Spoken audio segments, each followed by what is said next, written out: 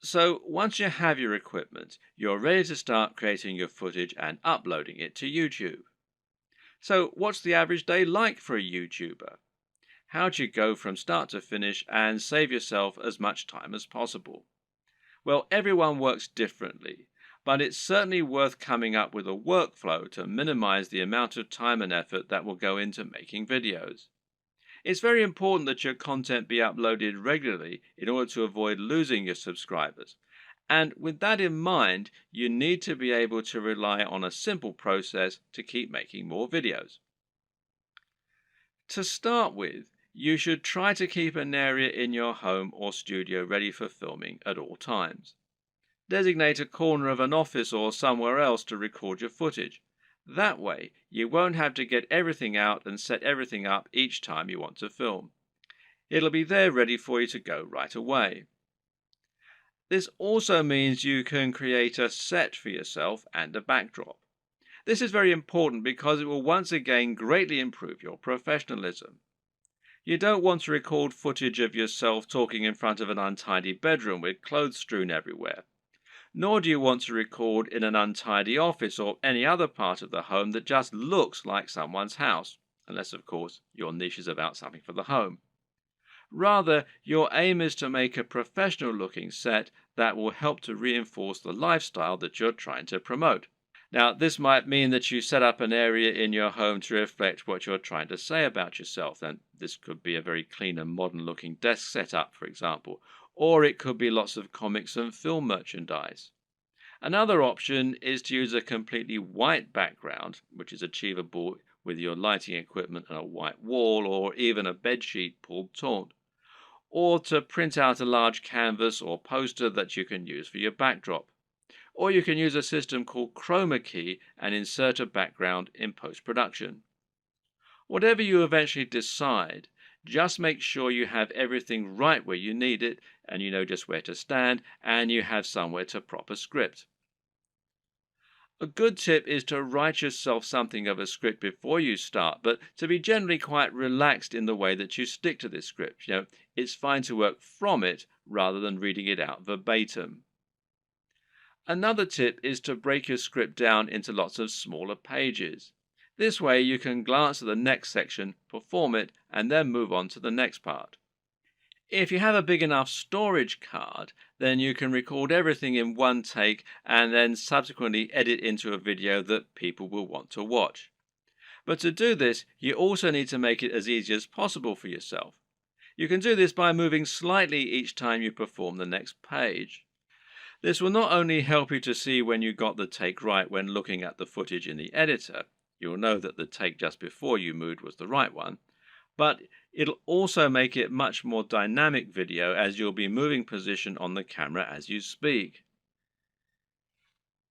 This makes it easier to edit in cuts too, as when you cut, you need to either keep your position the exact same or make it purposefully very different. You can't just move slightly, as this will look like an awkward twitch. Another tip is to clap at the start of each new section. Why? Because that will make it easier for you to see the audio spike in the editor. One more. When recording your footage, always leave long spaces before and after each take and generally record much more than you think you're going to need. This will give you more to work with in editing. You should also set up your mic separately, remember, and if you're using a lapel mic, then you just need to plug in your phone and slip it in a pocket while you perform your shots. You can do this all in one take as well. Now, depending on the nature of your video, you might need to record some extra footage as well that you can use as inserts. A long video of someone talking is not normally very engaging, which is why you'll want to switch it up often with clips of other videos or with images. One way to do this is by collecting a B-roll. Now, this is insert footage of the product you're reviewing, of your location, or of anything else that is related to your subject matter. The way you'll then use this is to have your audio running continuously in the background and then switch the footage of you speaking for footage of your products or of the environment. Collecting B-roll is a definite skill and will involve using the tracking head and tripod as discussed earlier. Try checking out technology videos from the likes of Android Authority, Techno Buffalo, and The Verge, amongst others, and you'll find they always include shots of phones and computers next to pens and paper, or by running water, or in the middle of grass and plants. In any case, the environment helps to showcase the beauty of the design and engineering, and it makes the shot more interesting, than just a simple shot of a phone in someone's hands. This shows off that lifestyle again, and it makes everything look attractive and desirable. Once again, you can always record more than you think you're going to need. You'll be surprised of just how quickly you can run out of B-roll while talking, so get as many shots as you can possibly think of. You can also use other types of insert footage. For example, you might want to use footage of yourself working out while talking about fitness, or you might want to use clips from other YouTube videos, being careful about copyright, of course. The latter you can accomplish by using various tools that allow you to download YouTube videos. A good choice is Hyper for YouTube, which you can download for free from the Windows Store. There are all manner of other ways to collect fun footage too. How about using a time-lapse, for example? Timelapse Pro is an app for Android, iOS and Windows, and it's perfect for creating time-lapses of all kinds of things. Once everything is done, you're ready to edit your video.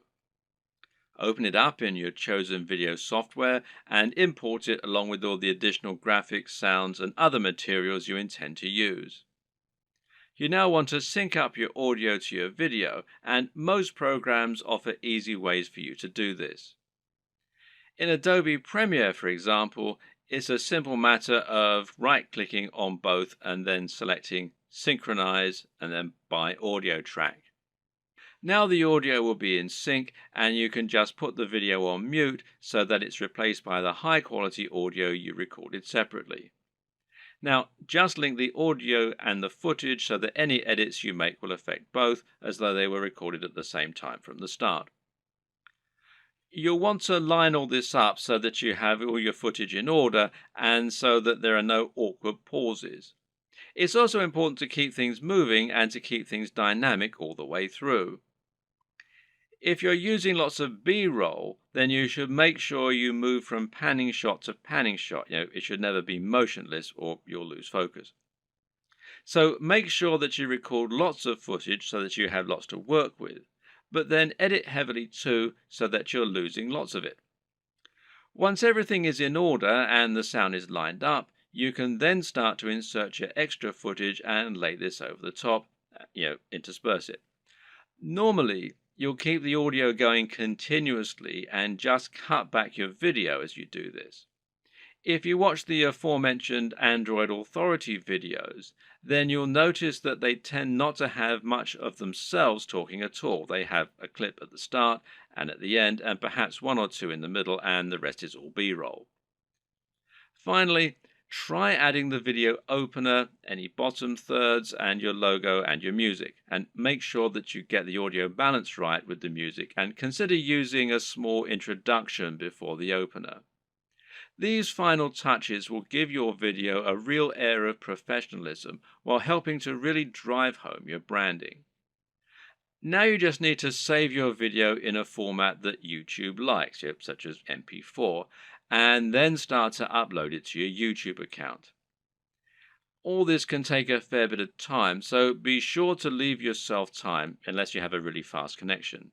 And this will be even truer if you're using 4K footage. A tip is to use Chrome to upload. Google made Chrome and they own YouTube, so the two play nicely together. If your upload is interrupted and you're using Chrome, then you'll be able to resume it from where you left off later on, even if the computer's been turned off. While your video uploads, you can use the time to fill out a few of the extra details that YouTube requires from you. YouTube will ask if you want to monetize your video with ads, for example. And of course the answer is yes, as long as you aren't overtly selling anything in it. Likewise, you'll be able to write your title, your description, and your keywords. Make sure that your title is descriptive of your video while also being something that people will want to search for and something that people will be tempted to click on when they see it. We'll go into this in more detail in a subsequent video.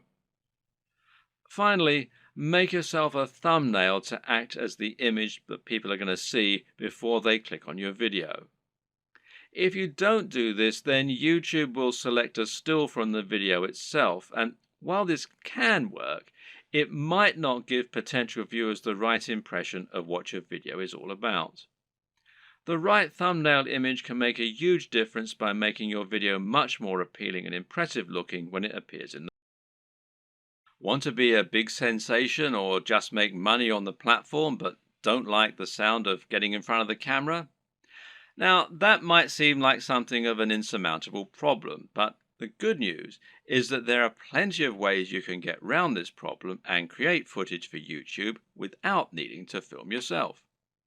Here are just a selection of different options for you that work very well. And one easy option is to record footage of gameplay on your favorite games.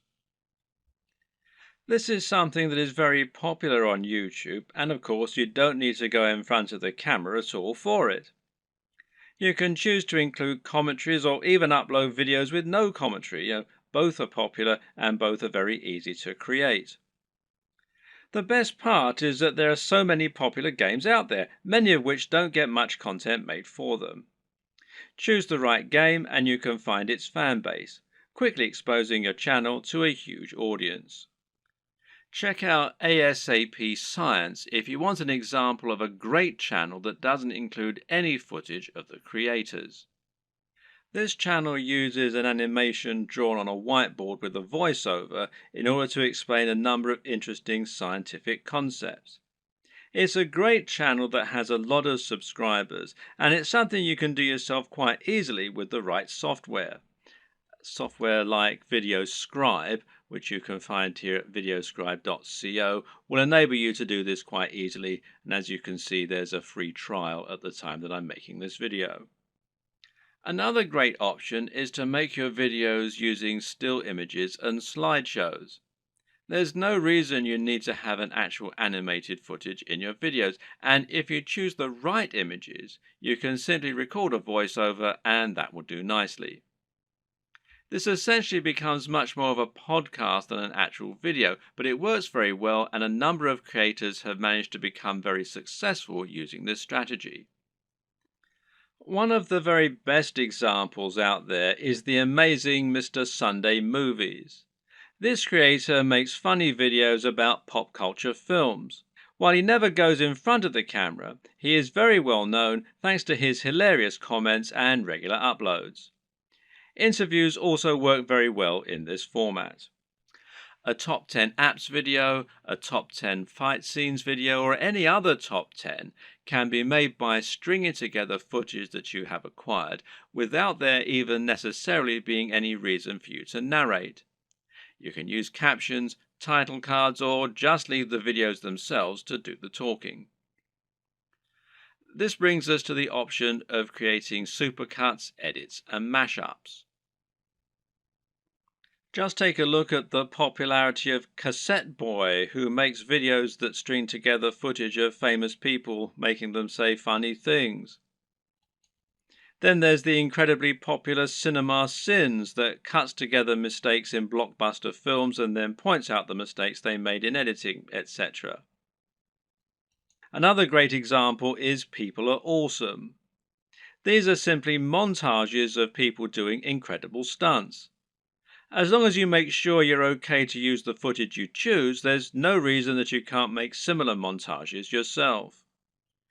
Tech tutorials in particular are very easy to make with no need to go on camera. This is because you can make them by simply using screen capture software on your computer. There are plenty of great tech tutorials that work like this, including tutorials for programming, for using certain software, or for solving computer problems.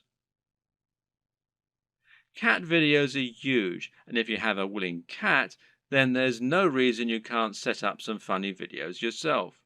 Likewise, there's nothing to stop you making funny videos of dogs or other animals creating elaborate structures and knocking them down, or otherwise using objects if animals and the environment are to be the subject of your videos.